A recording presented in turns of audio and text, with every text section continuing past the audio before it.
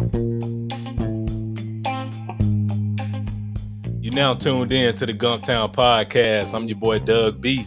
We ain't got nothing to talk about, but we got something to talk about. Let's go. Good people, good people, good people. Welcome back to the Gumptown Podcast, episode 148. I'm Doug B. If you tuned in to this podcast, thank you for your time and your attention. I really appreciate you giving it a shot. Today's guest is the founder, director, and owner of the Robinson Advocacy Group. I'm looking forward to this conversation, and I'm sure we'll all be inspired by his story. Let's chop it up with Gregory Robinson, Esquire. Greg, how's it going, man? It's going well. How are you today? I'm glad to hear that, and all is well on my end, too. First things first, thank you for taking time out of your schedule to chop it up with me. I really appreciate it. Absolutely, brother. No problem. Yes, sir. Of course, here to talk about all the great things you're doing over at the Robinson Advocacy Group. But before we talk about what you got going on in business, let's get to know the man behind the brand. Born and raised in Grove Hill, Alabama. What was your upbringing like? Small town, man. I like to tell people that I'm from LA. That's Laura, Alabama. Grove Hill is about 85 miles north of Mobile. So, Gulf Coast, beaches. So, yeah, Mardi Gras, the real Mardi Gras, not the ones that, they have in New Orleans. So, uh, yeah, definitely don't regret, my upbringing down in that area. It definitely had an impact on me becoming who I am today and instilling the values that I have. So shout out to Grove Hill, Alabama. That's amazing stuff, and thank you for sharing that. And just doing my due diligence, I've seen as of 2022, the population was 1,700. So it sounds like this town was a close-knit village. Definitely a close-knit village. Population was probably about 4,000 when I was there. It's dwindled over the years, but not many opportunities to make a living there. And most people in my generation decided to leave, to pursue various things, military, going to college, and we just had not had the ability to have a fulfilling career there in that small town. So unfortunately, the population has dwindled. I think the high school now is a 2A high school, and we were a 4A high school. In 1990 when I graduated. Wow. So I'm assuming you're talking about Clark County High School? That's it, man. One and only. Okay. Yeah, Yeah, I was just reading up on that as well. And you said when you graduated, y'all were 4A? 4A. That's Now right. it's 2A. Wow. Wow, Now it's wow. 2A. So I definitely understand that though, Greg. People, like you said, to your point, not having those opportunities and just realizing you had to get out of Clark County to make a way. So I definitely commend people like yourself who left the town, had to do what you had to do. It'd be like that sometime. Oh yeah, absolutely. Yes, sir. So you finish up at Clark County High School and make your way up to Talladega College. What was life on the yard like at Talladega? Talladega was great, man. Private institution, so again, a very small population of students welcomed me with open arms, and yeah, pledged there. Obviously, it, William, frat brother, Fall '92, Alpha Beta chapter of Alpha Phi Alpha Fraternity Incorporated, oldest chapter in the state of Alabama, first chapter. So we definitely take pride in that.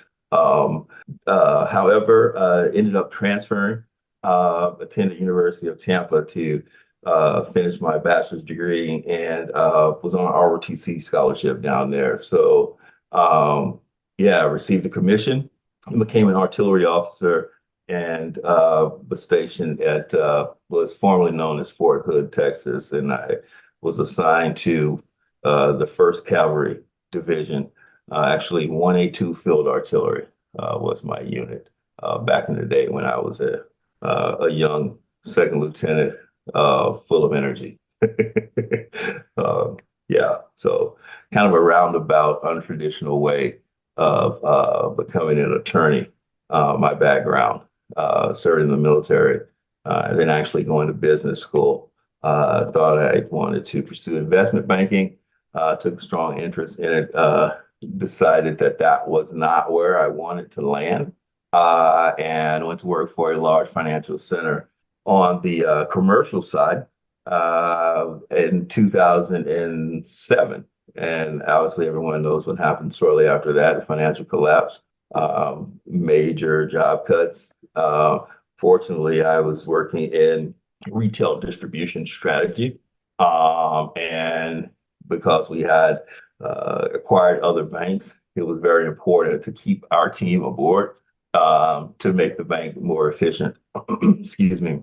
Started working with in-house counsel and kind of sparked that energy again in desiring to be an attorney. I've always had that within me, but I didn't act on it because I guess I lacked the mentorship uh, at a younger age. But working with in-house counsel, decided to pursue law school, and while I was in law school, was diagnosed with a illness, sarcoidosis, uh, starting to become unfortunately more common in our community.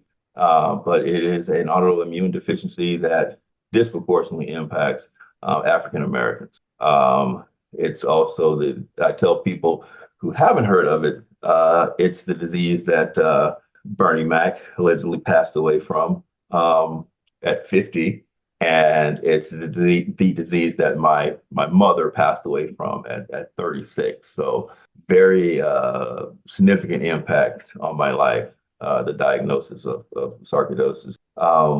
And that led me to where I'm at today, as far as practicing in the probate courts, and looking at the outcomes of cases that could have fared a lot differently if there was a little planning that was conducted up front. And that led me into estate planning. And while there, meeting various business owners that lacked estate planning, lacked business succession planning, it caused me to light the candle on the business side of my experience. So it's a perfect fit. Being a business consultant for about a decade and combining that experience with law school and estate planning, it's a perfect fit. Yeah, I absolutely love it. It's not a job to me. I get up in the morning. I enjoy helping people, and I enjoy helping people that look like me. So, very, very fulfilling career. Wow, that's amazing, Greg, and I appreciate you for sharing everything that you just shared from the college experience, going from Talladega to the University of Tampa. So I do want to ask you about that, going from an HBCU to a PWI. Did you experience any cultural shock when you made that transfer? Absolutely. Absolutely. Very, very different. And I think more so the relationships that I had with my professors at a PWI was night and day compared to the relationships that I had with my professors at an HBCU. And those relationships aren't distinguished by color either, or by race. One of the professors that I enjoyed the most at Talladega was Dr. White. Um, what did he teach? Philosophy. He taught philosophy and he taught humanities, right? Um, he was one of the most brilliant people that I've ever met because he could talk on a broad spectrum of different topics. He knew obviously, Greek philosophers, humanities, but he can also talk about the latest Chubb Rock album and the lyrics to it, or Public Enemy and what Public Enemy is doing um, to make change through their music. So Dr. White uh, used to keep his salary on a piece of paper posted behind his head in his office. And at that time, it was like $24,000 a year, something very minimal. And I would ask him, why did you do that? And his response was, I just want to let the students at Talladega College know that I am not here for the money, right? I'm here because I have a vested interest in your education. And that's what I got, when I attended the HBCU. The difference at the PWI is that I was more of a number, and if you did not perform, there wasn't any discussion on how you could get better. Right? It was, we're going to have this exam, we're going to have this test. Here are your results, and we're going to move on to the next subject, and we're going to test you again, and that's it. What you get is it. And so, stopping by the professor's office and saying, hey, you think that you have a few minutes to kind of help me with this, or is there an opportunity to improve my grade with some extra, extra activity of some sort? Yeah, that did not happen at my PWI. But there were, some professors that were very approachable. And yeah, I'm not saying that, 100% of the professors that I experienced at the PWI were, cut and dry by the book, but I can count on one hand how many showed the same level of interest that I received at HBCU.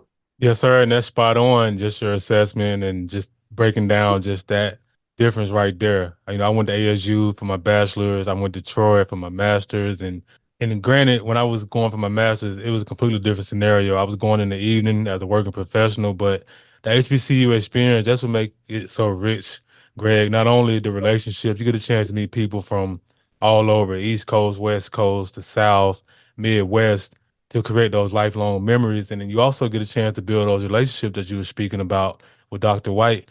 There were professors at ASU that I was able to build relationships, and it was just like a vested interest there. It was like, hey, need you to do this or do that to get your grades here and there. That was a real relationship. You felt like a person as opposed, like you said, at the PWI, you know, race or whatever may be the reason why it is like that. But most people I know that go to PWIs, they say the same thing. You're just a number. So I appreciate you for breaking down those differences, and that was spot on. Yeah, yeah, absolutely. Yes, sir. And also want to thank you for your service, serving in our military. And let's just talk about some of those principles you learned in the military that you still apply today. Let's see. So probably discipline, uh, doing what's right when no one else is watching, um, and applying that every day. And my work ethic, I firmly believe that, no one's going to outwork me. I may not be the most talented person in a particular area or space, but I have the ability to learn, right? And I apply that discipline in all settings. I think another value that I took away from the military is pouring into other people. Okay. And what I mean by that is taking every opportunity to make the people around you better, and you'll become better. And I do that whether I'm working with, a business client. I have really close relationships with my clients because I have a vested interest in their success. And I apply that when I interact with them. So another value that I took from the military, um, and I would say flexibility is another one that I think is very important because you can practice a routine as much as you want, but the enemy always has a vote, right? So, stuff happens. And when stuff happens, you can't continue the best course of action may not be to continue to charge straight ahead. Okay. The best course of action may be to break contact, take 2 seconds to kind of assess the situation, and then make another plan. Um, and in the business world, it's very similar to that because there's not life or death, but the enemy would be the competition. And sometimes you may have to advise a business owner to do something that may be very new or unconventional, I guess is the word that I'm looking for, to them, in order for them to to overcome, the competition that's coming into their market. So I apply some of those strategies or military practices from that perspective as well. That's powerful stuff. And again, thank you for your service. I never served in the military. I did work as a contractor out on the military base for 13 years. So I definitely know one thing about you all that do serve, especially the active duty. You definitely have to have that ability that you were speaking to be able to pivot, to be able to have that integrity and just just move with principles, even especially when no one is watching. So I appreciate you for just sharing some of those principles that you've taken from the military and still apply today. Those powerful stuff. Absolutely, absolutely. Yes, sir. So you made some worked in the financial industry and you spoke to that and just what happened in 2008 and present day you are the owner, operator, director of the Robinson Advocacy Group. So let's talk more about that. What do you all specialize in? Yeah, so the Robinson Advocacy Group, it's fairly broad name, but I wanted to name my law firm something that could cover a lot of spectrums of or areas of law. Um, right now, we're headquartered here in Montgomery, Alabama, and we serve clients throughout the state of Alabama as well as Texas.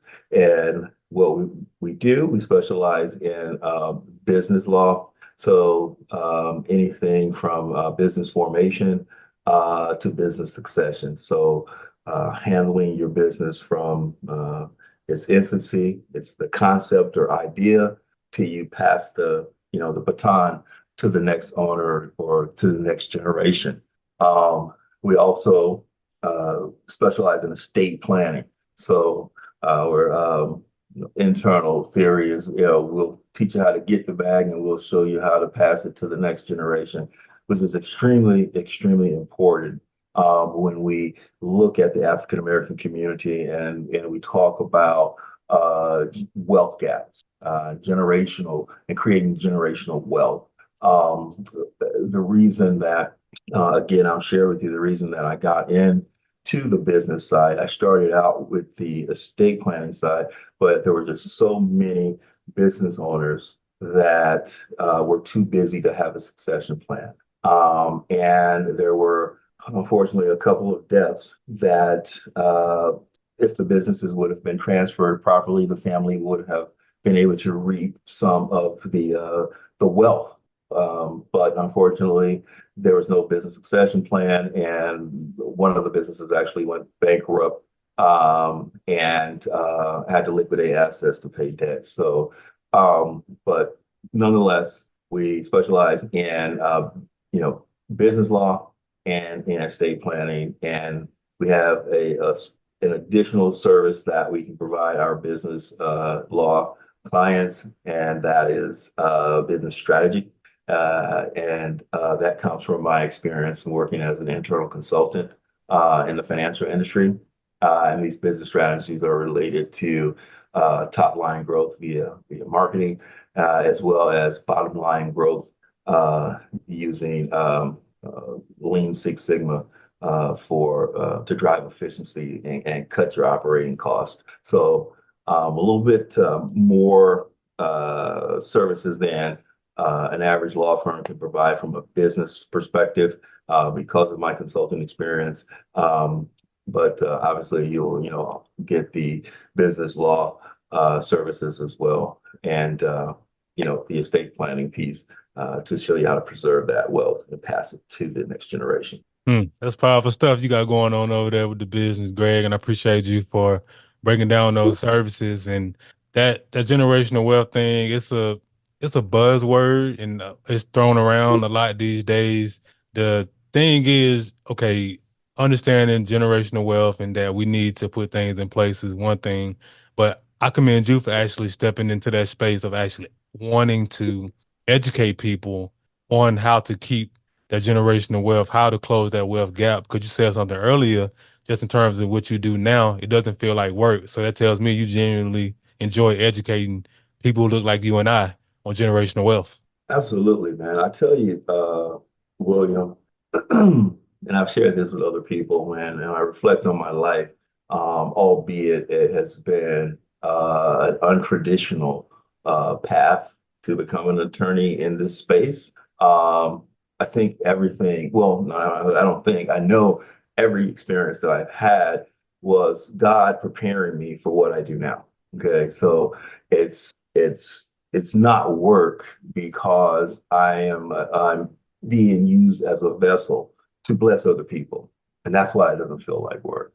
Um, what I'm doing is so important to our community when we look at the size of the wealth gap holistically, and everyone understands, why there's a significant wealth gap um, between other races and our race. At some point, earlier in history, we were the assets that were in the trust and passed down from generation to generation. We finally were, able to overcome that.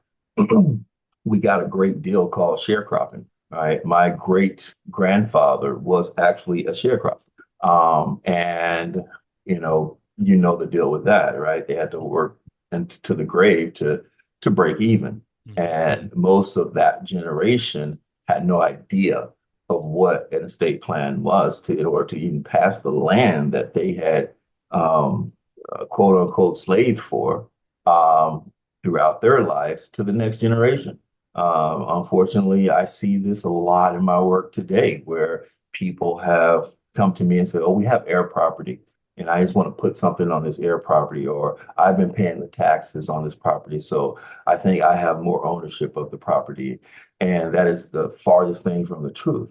That property, to change title, has to go through what's called the probate process. And until it does, that original owner is still the owner of that land.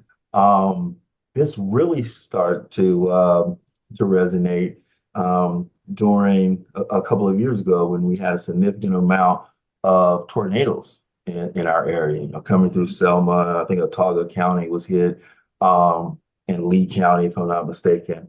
But these people were calling the office and they were saying, "Well, FEMA said that they're gonna provide us some help, but we have to prove that we own the land or we own this particular property." And they were just, devastated when I shared with them, what the process is, to change ownership of the land, because they just had no clue as to what the probate process was, or how to avoid the probate process, or the necessity to ensure that upon your death, real property or these assets were transferred to the next generation. Hmm.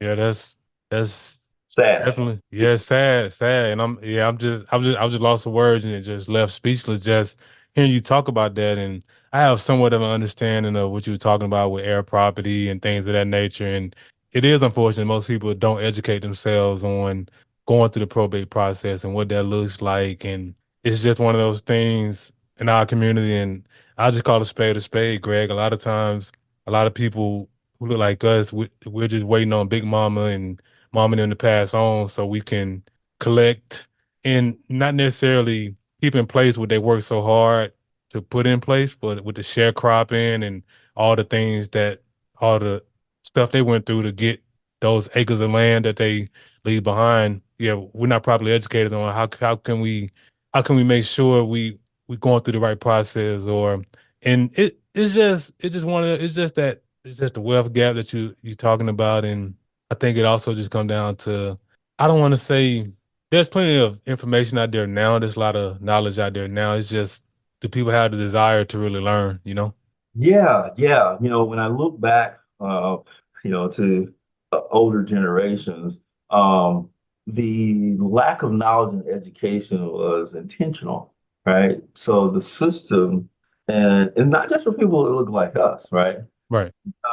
So the system was set up so that the haves and the have-nots have access to different amounts of knowledge, right? And Right. the have-nots simply did not have the proper knowledge to conduct probate, or they did not have the financial means to gain access to the court systems, right? So the system, I tell people all the time, the system did or is doing exactly what the system was supposed to do. Mm. And I didn't, the caveat I just, to disclaim, I'm an economics minor. Okay. So I love economics, right? And so I look at things from a holistical perspective. And what I see when I talk about systems, right? We talked about the institution of slavery, right? And how we were passed down, our wealth, our value as a human being was passed down to the next generation. And we talk about the system of sharecropping, right? All right. So the next system was labor, a job, an hourly job was the next system that was created so that the haves can continue to have a sufficient supply of labor.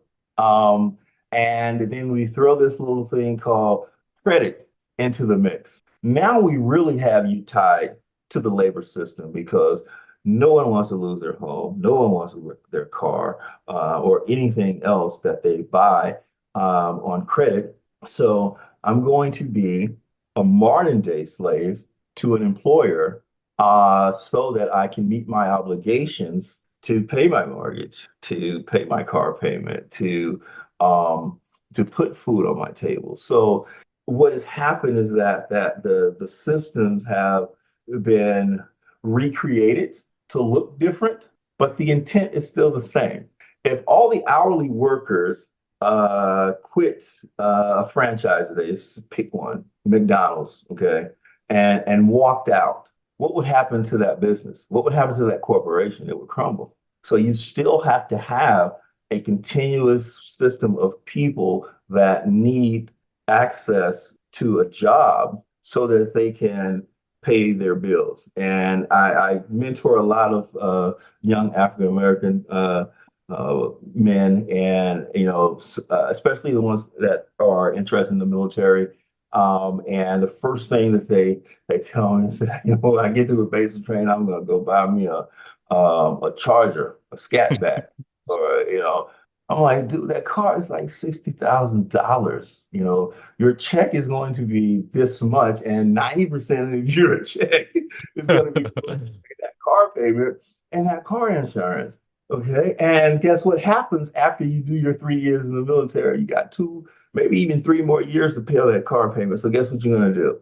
You're going to reenlist. And the next thing you know, now you're tied to this income source so that you can pay these bills. But just my philosophy.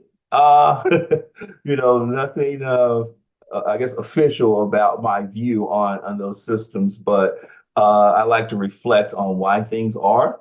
And that's a strong belief for me as to, why things are the way that they are. We have too many people not thinking about becoming an entrepreneur or not learning about becoming an entrepreneur. And or not teaching their children how to become entrepreneurs. And we live in a capitalistic system, but we send our kids to school to learn um, Shakespeare, um, Right. the Pythagorean theorem. I know I've never used either of those. Um, but but economics, learning how to invest, becoming an entrepreneur, to close the wealth gap, learning how to properly plan an estate so that you pass that to the next generation. Those are the things that we should be teaching our children, even in a public school system. Why do you think that it's not mandatory in high school to have a finance class on how to invest? Or not even, I don't even think kids learn how to balance a checkbook properly in high school anymore, if I'm not mistaken. So the system has no interest in making us very good investors or entrepreneurs or capitalists, because now we'll have too many capitalists in the pool, and it'll be harder for um, the uh, the haves to continue to separate or widen that wealth gap, if you will. No, and everything you just broke down, Greg, is spot on. And I know you were saying, those are your views. Those are the facts, and they can be researched and they can be proven. I read a book a couple weeks, not a couple weeks, a couple years ago called I think it's called the color of money, where it breaks down the wealth gaps, and I think that's the name of it. Don't quote me on that, but it's a book called yes, the color of money and black banks and the racial wealth gaps, and it breaks down and breaks down a lot of stuff that you were just talking about, and especially that portion we talking about. Well, it don't necessarily talk about the system, but that portion you said about the system is working as it was designed. That's spot on because the stuff we're taught in public schools, we don't apply it. All those classes I took, um, algebra one, algebra two with statistics, algebra three with trigonometry, geometry. I haven't applied that stuff since I finished high school, and that was in 2006. So the system is definitely designed to keep us stuck in the rat race, keep us on that hamster wheel. And yeah, it's one of those things where I look back in history, just doing my due diligence and doing my homework. They incorporated the Industrial Revolution and as if it was an advancement. And looking back on it, before the Industrial Revolution, they were living off the land. They were doing manual labor, but they were living off the land. But then all of a sudden, they got us into this 9 to 8 to 5 system that a lot of us are still stuck in today. So everything you said is spot on, Greg, and I appreciate you for being candid and breaking that down and not holding any punches. Thank you. Yeah, you'll find that I'm not the one to hold punches. Uh, you know, yeah, it's the facts. I tell people sometimes, desegregation is the worst thing to happen to our race, and people look at me crazy. And then I tell them before there was desegregation, our people went down to Mr. John's Five and Dime, and we took our money down to his grocery store, and we bought our feed, we bought our milk, we bought our eggs and butter, and Mr. John looked like me. Hmm.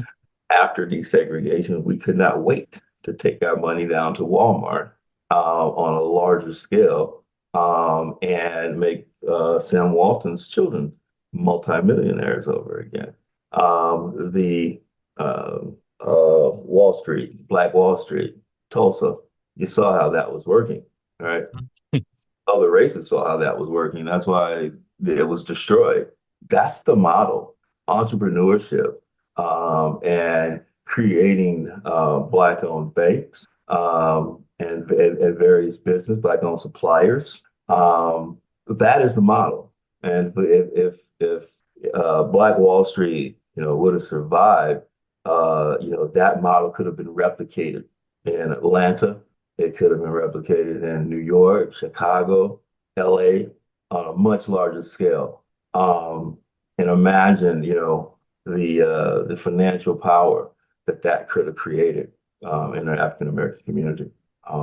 Yeah, so when I tell people that, desegregate, the negative impact of desegregation was this, they look at me crazy, but when I explain to them that concept, people tend to say, I'm with you when you're right. Yes, sir. Absolutely. And that's powerful stuff. And it's just sitting there just thinking about hearing the guys that you mentor that go into the military. And it's just amazing how just that the programming and conditioning. I do see a lot of people that go into the military get these nice rides, these nice cars, and there's nothing wrong with getting nice stuff. And I definitely understand. But to your point, you're not gonna do these 3 years and get out. You're gonna be in for about 8 because you're gonna have to pay that car off. And it's just that programming, and that's good that you're keeping it 100 with them and you explaining to them, hey, you don't want to get into that car note, especially trying to get out in 3 years. And that's great information. That's great advice because even here you talk about just the system and how it just step by step how it just keeps us, well, a lot of us in trap. They give us credit and, oh yeah, you got an 800 credit score, so you can get this nice car and this good car note. But the car note, it's gonna take you 5 years to pay it off, and you miss it, and you better believe you miss a couple car payments, they coming to get it. So that's good that you're educating your mentees. That's amazing that you just giving them the game and not and shooting it to them straight. That's great. Thank you, brother. Yes, You know how help a man do it. yes, sir. Absolutely. So whenever I have entrepreneurs on the platform like yourself, like to talk about three things: the aha moment, action, and audacity. You pretty much already covered what got you into this space, what you're doing present day with Robinson Advocacy Group. So let's talk about the action portion. How long after having the idea to go in business for yourself, how long did it take you to take action towards coming up with a name and getting started?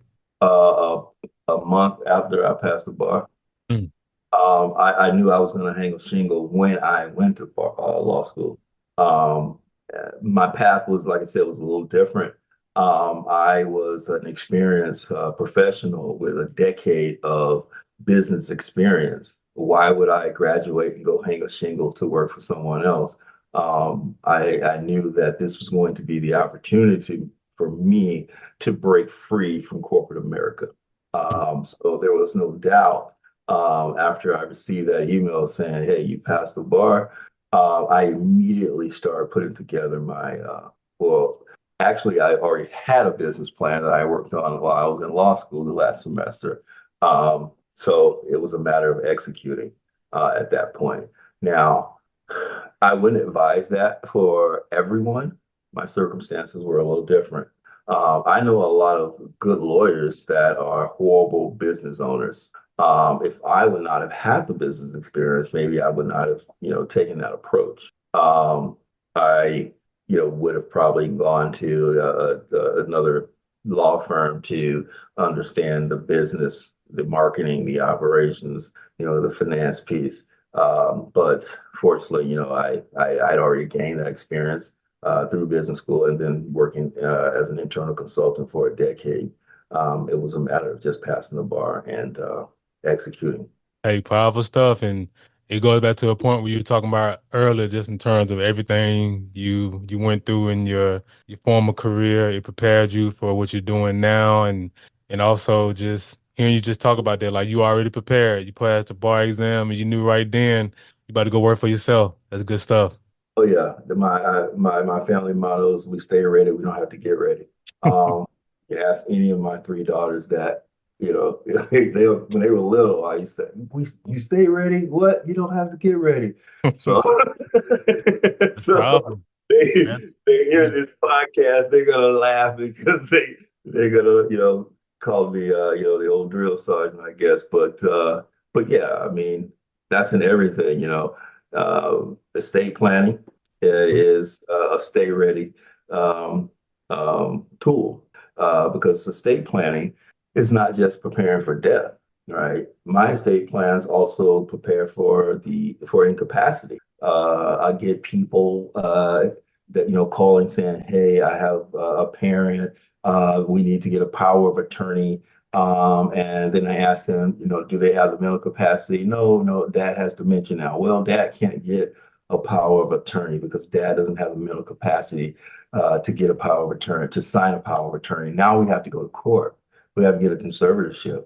And well, how long does that take? Well, it depends on the judge's docket. Um, and it could take, a month or two, maybe three, just depends. But yeah, you have to prepare for incapacity, as well. Advanced healthcare directives, living wills, all of those tools are used to protect you for incapacity. And I think during the coronavirus, incapacity was something that was impacting not only, senior adults, but also, younger single professionals. I had one particular incident where a young lady was unconscious and on a ventilator, and her rent needed to be paid, and her siblings actually had to pull together the money, to pay it because she did not have anything, in place. And that's staying ready because no one knows when these documents will be needed, but it's very important to have them on standby for when they are needed. Yes, sir. Absolutely. Staying ready so you ain't got to get ready. And that's a great mantra. And hey, that's great that you instilled that in your kids when they were little. And I'm pretty sure those words said then, they still apply today. And hey, words have power for real. Absolutely. Yes. Absolutely. Yes, sir. So you had your aha moment, you took action on getting into the business. So that last portion, audacity. It's one thing to have an idea, it's another to act on it. But to put it out to the world to be praised or criticized, that's where the audacity comes in my opinion. Who or what gave you that courage, that audacity to put Robinson Advocacy Group out to the world? Uh, I was born with it. Mm. Uh, my mom passed away when I was 15 years old. I'm the oldest. of three siblings. I had to become a man on that day. So adversity is nothing to me. I served 8 years in the army. Um, no one's gonna outwork me. Um, so I've always had that dog in me, if you will, in every aspect of my life. So having the courage to step out there, that was absolutely nothing to me. I just needed to live long enough to acquire the capital. Before, oh, actually about 10 years ago, I guess, approaching 10 years ago, I owned a barbecue restaurant. So this wasn't my first, business that I owned. And the best lessons that I've learned about business was running that restaurant with real money. It's not monopoly money, right? It's Right. it's either real dollars that you have to invest. But I wouldn't trade that experience, for anything. Yeah, and I think, and I tell you right now, I'm shouting, hey, everyone should be an entrepreneur. Everyone should be an entrepreneur. That is right to a certain extent because everyone is not cut that way. Everyone is, when I mean cut that way, everyone doesn't have the intestinal fortitude to be an entrepreneur because it's not easy. It's not easy in a competitive market. It's not easy to not have a W-2 paycheck coming in and knowing that, you got to pay your mortgage if you got to go out there and you got to find your clients, right? It's not easy you got to run payroll and then you get what's left. It's not easy. So, and businesses are there when you flip on the switch. When I hung the shingle, right, and slipped on the switch, it's not like clients were knocking down my door, right? I had to go get them, but I knew how to do marketing, right? And I'm good at digital marketing. So, building up, social media followers, and I do a lot of educating via, email marketing. Try to do maybe 8 to 10 blog posts a month on various business and estate planning topics. But yeah, the courage it was something that's always been in me. I've never quit anything in my life, so yeah, it's just I guess innately in me. Yes, sir. That's powerful stuff. And thank you for sharing that. And definitely my condolences to your mom. And I definitely commend your strength and your courage. And like you said, at age 15, you had to become a man on that day and you had to figure things out and everything you gone through from owning your own business prior to this, the military, your finance career, just like you said earlier, everything you've gone through prepared you for this moment that you're in now. And you're doing great things with the advocacy group, the Robinson Advocacy Group, and I know great things are coming down the pipeline, which leads to my next portion, vision. What are some of your short-term and long-term goals for the business you feel comfortable sharing? Yeah. Short-term goals would be to have or obtain 80% of the market within a 100-mile radius of my firm. When the African American community speaks of business, startups, business consultation, estate planning, I want the Robinson Advocacy Group to be the first thing that comes to mind. Um, and a law firm for us, by us. And long term, we are expanding to additional states. We have Illinois on deck. We have North Carolina on deck, and I'm going to work with another attorney down in Florida. Our intent is to go 50 states. I may not see the promised land, but my grandson or my granddaughter or my some descendant of Greg Robinson may see the promised land where we have 50. We're in all 50 states with the Robinson Advocacy Group doing the same level of work. Building and creating generational wealth in the African American community.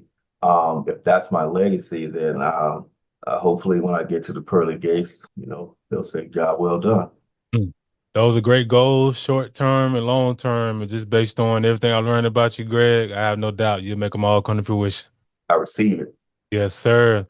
As we wrap up the podcast, I want to ask $1 million question. I started this podcast to highlight the greatness connected to the city of Montgomery. Whether you were born here or lived here for a significant period of your life, be it college, military, or work, you operating in business in Montgomery, Alabama. I want to ask you, Greg, what do you appreciate the most about the city of Montgomery? The city of Montgomery to me is a big town.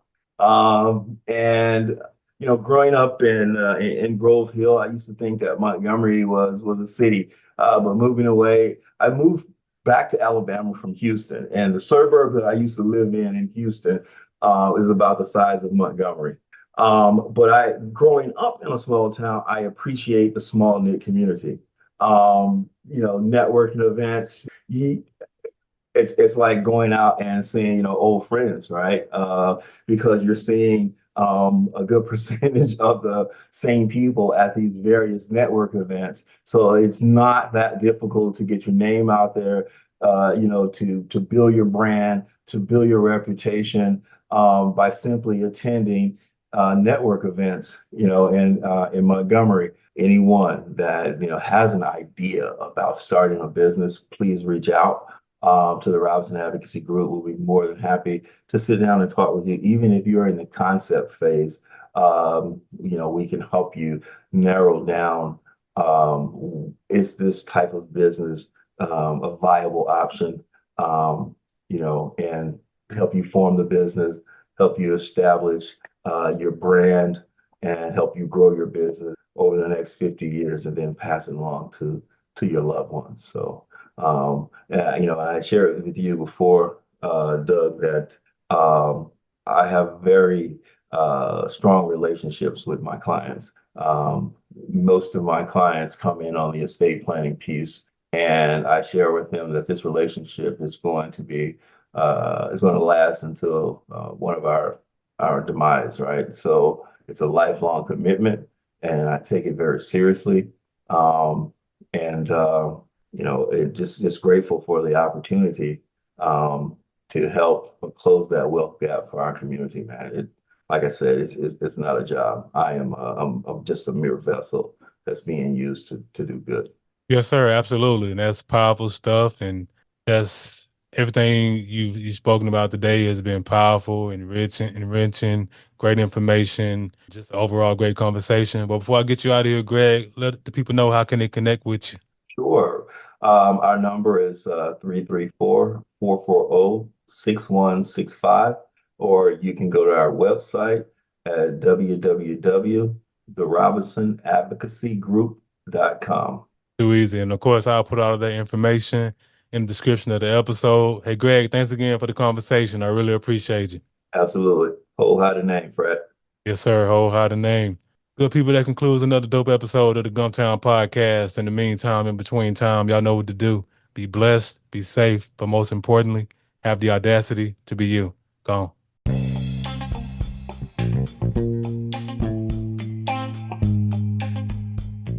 Thanks again for tuning in. I appreciate your time and your attention. Until next time.